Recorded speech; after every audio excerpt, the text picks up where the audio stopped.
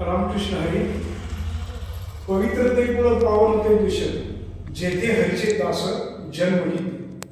या उक्तीप्रमाणे किंवा महाराजांच्या अभंगाप्रमाणे या शिवपट्टण या नगरीमध्ये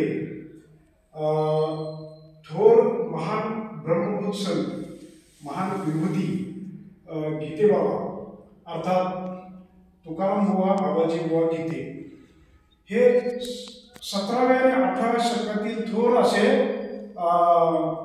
संत होऊन गेलेले आहेत. ज्या काळामध्ये मुस्लिम राजवट आणि पेशव्याचा अंत झालेला होता, इंग्रजांची राजवट चालू झालेली होती, अशा काळामध्ये सर्वसामान्य भक्तांचं रक्षण करण्यासाठी ईश्वरानं यांच्या स्वरूपामध्ये अंशावतार धारण करून या समाजामध्ये कार्य केले. हरी तेथे संत, संत तेथे हरी, आयशे वेद चारी बोलतात. संत एकनाथ महाराजांचा हरिपाठ. तर अशा पद्धतीनं गीतेबाबांचं लहानपण दिवळमध्ये गेलं. खूप मोठे श्रीमंत होते आणि आयुष्यभर त्यांनी पांडुरंगाची वारी केली.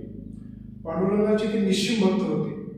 निश्चिममध्ये एवढी प्रचंड भक्ती होती की त्यांना सहज बोलणे हितोपदेश असं या पद्धतीनं सहज जरी ते बोलले तरी त्यांच्या मुखामधून विठ्ठलाचं नाम चिंतन, विठ्ठलाचाच उपदेश यायचा आणि जे भक्तजन होते ते प्रभावित होऊन जायचे. गीते बाबांना इथं देह ठेवा असं का वाटलं?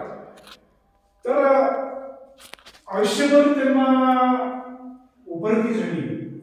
भगवंताची पांडुरंगाने त्यांच्यावरती कृपा केली आणि दिघोळमध्ये 15 दिवस त्यांनी काय केला मागे घातला.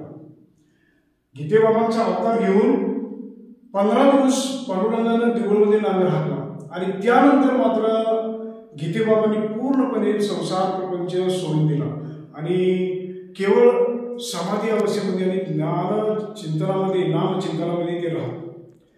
तर त्यांच्या अगदी लहानपणापासून जी गहिनीनाथ गावाची वारी चालू होती, म्हणजे वास्करांची ते फडकरी होती आणि त्या काळापासून त्यांचं असं म्हणणं होतं की मला मृत्यू जरी यावा तर पंढरीच्या वाटेवर यावा आणि इथे कालिकनाथाच्या जवळ यावा, तळाशी पायाशी यावा, चरणाशी यावा अशी त्यांची अपेक्षा होती.